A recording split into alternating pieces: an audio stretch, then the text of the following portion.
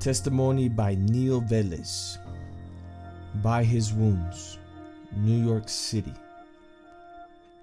I was dying in a hospital bed. Experts had traveled from Texas and California to New York to tell me they could do no more for me. I had only 3 months to live. My heart valves were not working correctly. Tumors which had formed in my head caused convulsions. Besides that, a tumor pressed against the optic nerve and left me blind. Also, I had meningitis.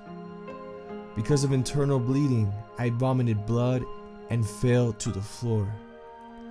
They found me bathed in blood and prostrate in my room.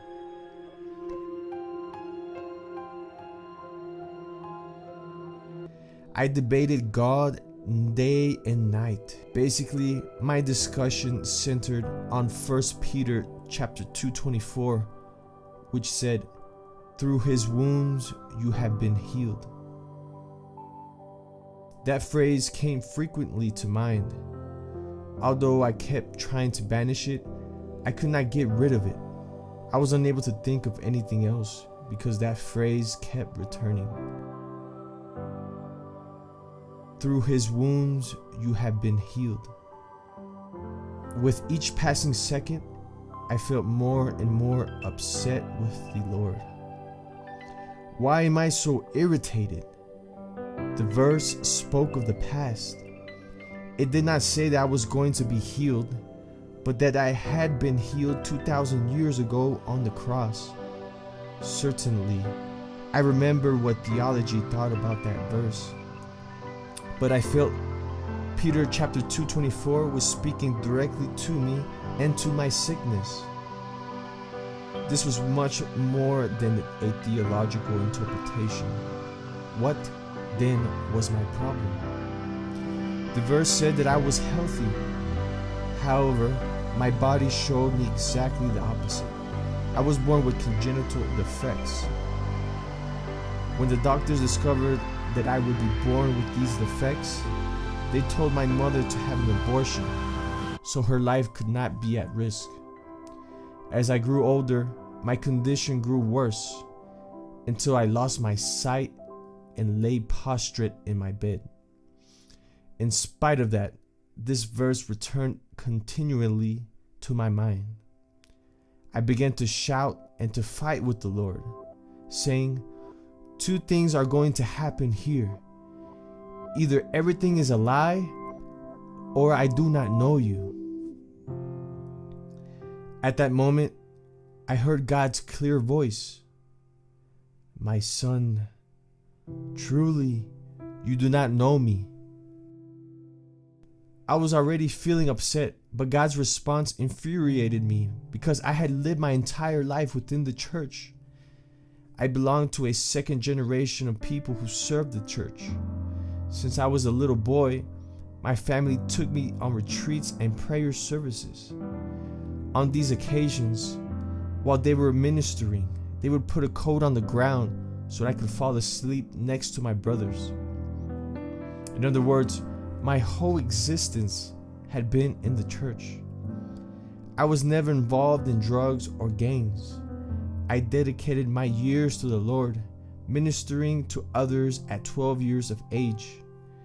I was formed in the church and even spent time in the seminary. My twin sisters, my brother, and my cousins accompanied me in the ministry. Now, just imagine what was happening. On one hand, I was in the hospital, with my days limited by an incurable disease. On the other hand, a voice kept telling me forcefully, "I do not know God." My indignation increased every minute. Once or twice, I thought of the youthful pleasures that I had sacrificed because I was involved in this ministry. Yet the voice kept repeating, "My son, you do not know me." Many others go to Mass, receive communion every day, and constantly say the rosary. They too think they know God. Others think that they know God because they study philosophy, theology, or psychology. Some even preach about Jesus Christ and still do not know the one they are talking about. I was one of them. Until I lost my sight, my sickness did not halt my ministry. While I was sick, I used my sufferings to convert souls. I told young people that they had their whole lives ahead of them, but they were squandering it. I would have loved to have your life so I could do great things for the Lord, but I only have 3 months to live. Many young people returned to Christ's feet because of my nearness to death. Now in my hospital room, the Lord was showing me that I really did not know Him. I believed that I knew about Him because of my preparation, my education, and experience. I thought I knew Him, but I was wrong. That night, I discovered that I was far away from God. I was like Job. I had dealt with things I did not understand, and I knew God only by hearing. That was all I had, nothing more. Never did I have a personal encounter with God. However, when the Lord spoke to me, I understood His words. So, as much as I could, I lowered myself from the bed, knelt down, and began to cry like a little child. Crying out loud, I said, "My God, it is true. I do not know you, but today I want to know you." That was the most important day of my life. I humbled myself of all that I was or had, my studies, talents, gifts, and formation. That day, I died to myself and to all that I knew and allowed God to be born in me. Before finishing those words, something came over me. The pain was so strong that it seemed as if my head was going to explode. Unable to overcome that great suffering, I began to shout like a crazy man. The doctors came running into the room. They tried to hold me up, but my cries became louder and louder. Then suddenly, the pain disappeared and I was calm. After drying my tears, I opened my eyes and I was able to see. I was looking at the faces of the doctors. When they looked at me, they were astonished. Filled with emotion and joy, I told them that I was able to see. They immediately began to examine me and discovered that the tumors and the meningitis had disappeared. They saw my improved health, but they did not understand. They told me that I should not have any delusions because on certain occasions, there is a temporary relief. They reminded me that I only had 3 months to live and my illness was incurable because the valves of my heart were causing my death. Both the heart muscle and these valves were so disformed that even a transplant would not help. However, that night, in that hospital, a different Neil Velez had been born. I was now able to understand what Jesus Christ had done for me on the cross. After hearing the doctor's reaction, I said, "Thanks for all you have done for me, but I am not going to die." From curiosity, they asked, "Who told you that you would not die?" I answered, "God. By His wounds I have been healed." From that moment on, I acted like the paralytic. Jesus asked the paralytic to place his confidence completely in Him. He had to do something before he was healed. Jesus said, "Get up, take your bed, and go home." The paralytic trusted in Jesus' promise. He accepted His word. He believed and he walked. I had to imitate the actions of that man. People would give me quite a different advice, but I repeated to all of them, "I'm healed by the wounds of Christ." Even though I asked the doctors to allow me to go home, they refused, thinking that my condition was still critical. However, I insisted. They made me sign papers that they would be free of any type of responsibility for my decision. Finally, they let me go. On returning home, I discovered that my family had made all the arrangements for my funeral. They had contacted the funeral director and had bought a cemetery plot. I said to everyone, "Go and sell the land, because you will not use it for me." I began to live as usual, and everyone treated me as if I was crazy. Even the brothers from the church did not help my belief. They prepared me for death. They would say, "Oh, little brother, here on earth you suffered, but in heaven you will have no sufferings." Getting to heaven is certainly my goal, and I want to be with the Lord, but I told them, not yet. Above all, I had to testify to my healing. I told everyone, by his wounds I have been healed. To maintain this attitude was difficult, especially when the doctors, the church, and my own family were telling me just the opposite. It was even more difficult when your own body is telling you that what you believe God will do is a lie. This was my case. When I left the hospital, the doctors told me to rest and to enjoy the time that I had left to live. They suggested that I do nothing because activity will hasten my illness and cut short the days of my life. However, if I just stayed in bed, I would not be believing what the Lord has shown me. He told me that I was healed. I had to believe his word and begin to act like a person in full health. I imitated the paralytic. He had to believe Jesus' promise. He had to get up and do exactly what Jesus ordered. I did the same.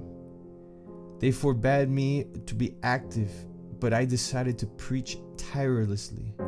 In my weak condition, I took my Bible and began to teach what Jesus Christ had given us on the cross. I preached on Peter chapter 2:24 and gave testimony of my cure. Many who walked with me said that I was lying, because in truth, my days were limited. I did not lie. Faith is to have the security that you will receive what you are hoping for. Hebrews chapter 11 verse 1. And I was walking in faith. This was what I believed.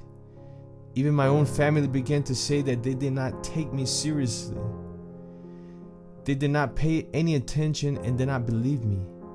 They would say constantly, "He is so ill that he has lost his reason." But what did they know? The Bible defended me against all these attacks, telling me the spiritual things could only be discerned in spirit. While reading this testimony, you might think that you are dealing with a madman. Just the opposite. Whoever sees by the Holy Spirit's power will praise and glorify God for his greatness. They do not consider things in just a natural way because the Spirit is given to them. Ignoring all the circumstances of my illness, I preached more and more. I was not going to give up. Sometimes while preaching, I bled, and the blood fell on that verse I always preached on. Peter chapter 2:24. After the talk, I would exit from the back. I would be dizzy and would collapse on the floor, bathed in blood. My brothers would rush me to the hospital. How many times I ruined my brother's clothing with my blood. At other times, I would be unconscious for a few minutes, sprawled out on the floor. When these episodes were over, I got up with great effort and wiped away the blood the best I could with my handkerchief.